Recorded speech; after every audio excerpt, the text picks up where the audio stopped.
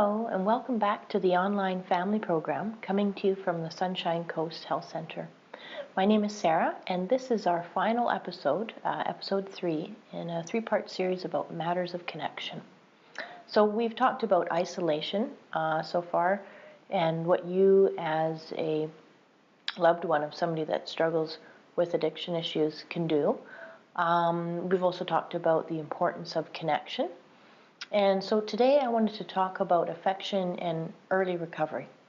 So particularly in intimate relationships, affection and early recovery is something that's definitely needs addressing.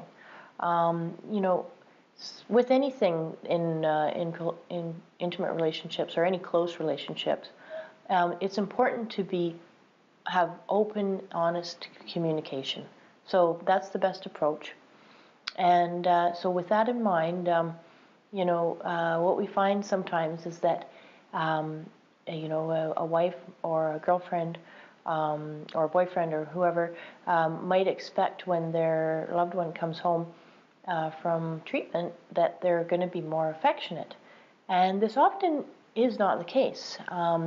So we just want to emphasize that, remember that your loved one who was struggling in addiction, they were not fully feeling with you or connected to you during that time because, as I mentioned last week, their primary relationship had been that substance or that behavior. And so, getting back into connection with you is something a little bit new and maybe a bit scary for them.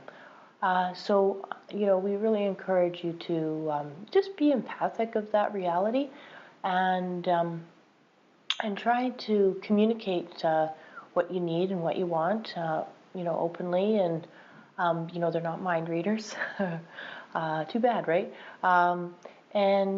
Just do this in a really gentle and inviting way. That's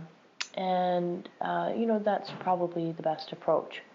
Um, I've talked to quite a few guys about this, and this can be kind of anxiety provoking, right? So many of them haven't been intimate without being under the influence of a substance for years.